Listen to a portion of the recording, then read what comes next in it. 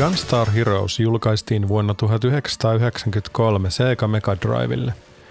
Se oli samalla uuden studion Treasuren debyyttipeli. Pelin alettua toiminta alkaa välittömästi, eikä pelaaja voi hengähtää kuin vasta lopputekstien rullatessa ruudulla. Välillä ruutu on täynnä ammuksia, vihollisia, räjähdyksiä, jopa niin paljon, että on vaikea käsittää, miten Mega Drive pystyy selviytymään tästä kaikesta. Ja kun lisätään soppaan se, että äänitehosteet ja musiikitkin ovat huippuluokkaa, niin herää kysymys, miten uuden studion debyyttipeli voi olla näin hyvä. Treasure ei suinkaan syntynyt pystymetsästä, vaan sen takana on joukko alan rautaisia ammattilaisia, jotka olivat työskennelleet Konamilla. Treasuren perustaja Masato Maegawa oli pitchannut Gunstar Heroesia Konamille, mutta studion sisällä ei innostuttu projektista ja se ei saanut vihreää valoa. Maegawa turhautui, koska koki, että ei saanut viedä omia ideoitaan eteenpäin. Lopulta hän ja joukko muita kehittäjiä lähtivät Konamilta ja perustivat oman studion. Gunstar Heroesia pitchattiin myös Segalle, mutta projekti ei heti saanut vihreää valoa.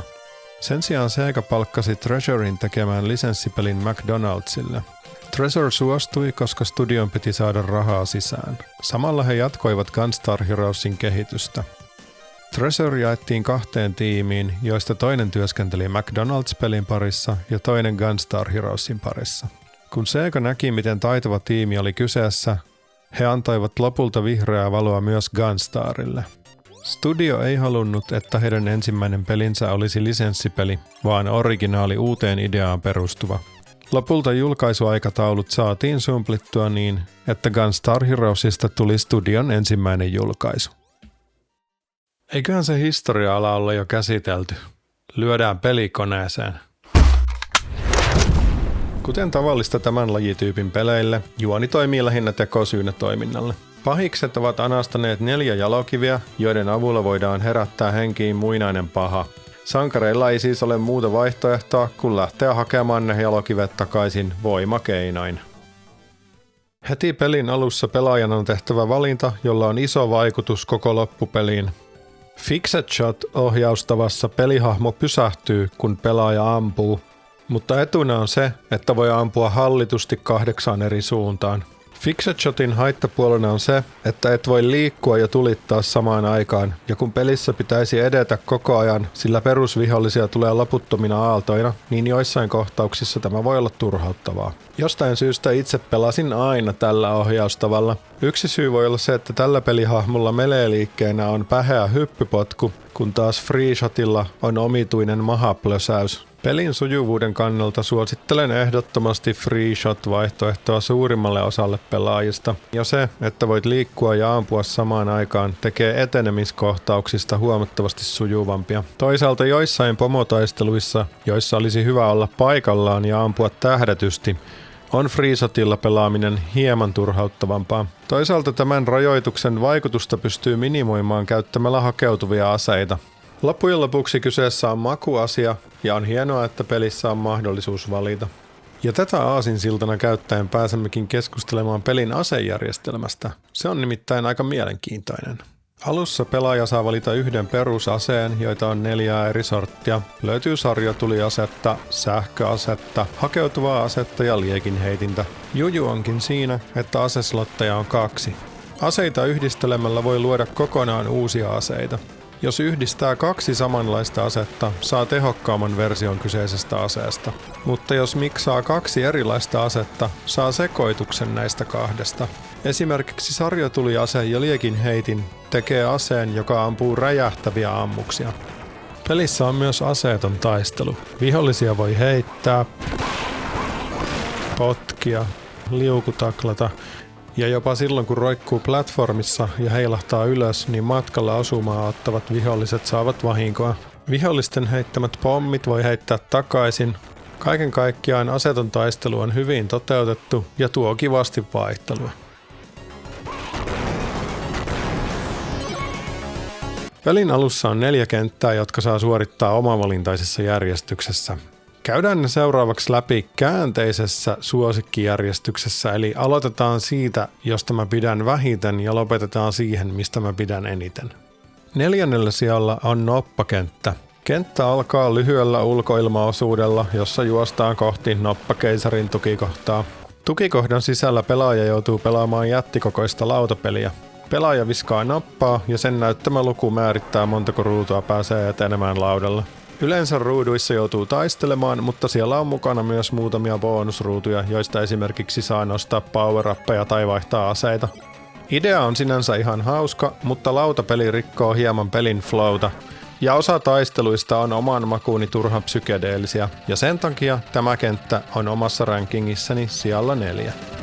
Lentotukikohta avaa vahvalla taka-ajokohtauksella, jossa pelaajan täytyy pysyä nousevan taistelulaivan perässä samalla rivivihollisia niputtaen. Rivivihollisten niittäminen jatkuu vielä tukikohdan kyydissäkin, mutta harmillisen lyhyen aikaa ennen näyttävää pomotaistelua. Palataan pomoasioihin vielä myöhemmin tällä videolla. Kentän lyhyys laskee sen pisteitä omissa kirjoissani ja siksi sen kohtalona on olla sijalla 3. Ancient Ruins, jota itse kutsun nimellä avauskenttä, on nimensä mukaisesti täydellinen aloitus pelille. Kuin hyvän albumin ensimmäinen kappale. Se ei tyhjennä pajatsoa, mutta antaa maistioisia tulevasta. Kenttä esittelee pelin mekaniikat nopeasti ja tehokkaasti, ja rivivihollisten kanssa käytävät taistelut opettavat liikkeessä pysymisen merkityksen. Pituutta on sopivasti niin, että perustoimintaa on juuri oikea määrä. Avauskentän rooli on lähes yhtä tärkeä kuin Green Hillillä Sonicille, ja siksi se on omassa rankingissani sijalla 2. Ensimmäisellä sijalla omassa rankingissani on kaivoskenttä. Heti alusta lähtien tempo nousee, kun kaivoskärryllä kiidetään 1000 ja 100 samalla vihollisia vastaan taistellen.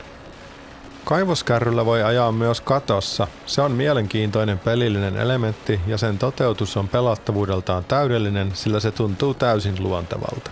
Kentässä oleva junakohtaus on puolestaan näyttävä ja sopivalla tavalla humoristinen ja se lisää kentän persoonallisuutta. Mutta ehkä kaikkein vaikuttavin hetki odottaa aivan kentän lopussa. Niin, emme olekaan vielä puhuneet pomotaisteluista. Pelin ehkäpä päräyttävin hetki koetaan kaivoskentän lopussa, kun Seven Force astuu näyttämölle. Kyseinen bossi muuntautuu 7 erilaiseksi robotiksi, jotka koostuvat yksittäisistä palasista. Näiden osien liikeradat lasketaan reaaliajassa Mega Driven prosessorilla. Vuonna 2023 ilmestyneessä kirjassa Legends of 16-bit Game Development pelin ohjelmoija Hideyuki Suganami kehuu Mega Driven Motorola 680-prosessoria sen matemaattisesta suorituskyvystä. Monimutkaisista osista koostuvien hahmojen liikeradat voitiin laskea suoraan ohjelmallisesti, mikä oli aikanaan merkittävä tekninen saavutus. Seven Force ei kuitenkaan ole ainoa mieleenpainuva pomotaistelu. Gunstar Heroesissa pomot ovat lähes poikkeuksetta kenttien kohokohtia. Niissä nähdään uskomattoman hienoja graafisia efektejä, jotka toimivat edelleen, vaikka pelin julkaisusta on yli 30 vuotta. Tavallaan peliä voi jopa pitää eräänlaisena boss rushina, sillä välipomoja viljellään tiheästi ja perinteiset toimintakohtaukset jäävät usein melko lyhyiksi. Tekninen osaaminen ei rajoitu pelkästään grafiikkaan. Myös musiikit ja äänet ovat huippuluokkaa. Mega Drive saa usein kritiikkiä heikoista äänistään, mutta kyse on monesti enemmän kehittäjien osaamisesta kuin itse laitteesta. Osaavissa käsissä Mega Drive kuulostaa erinomaiselta. Gunstar Heroes on tästä hyvä esimerkki. Äänitehosteet tukevat pelin toimintaa täydellisesti.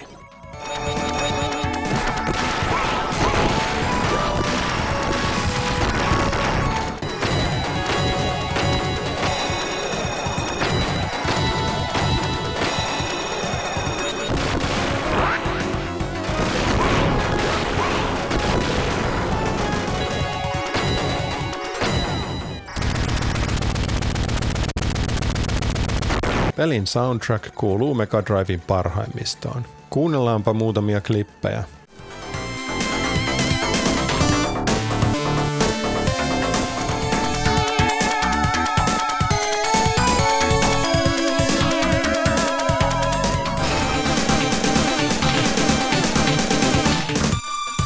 Gunstar Heroes toimii erinomaisesti myös kaksinpelinä. Yhteispeli tekee toiminnasta entistä kaoottisempaa, mutta samalla myös hauskempaa.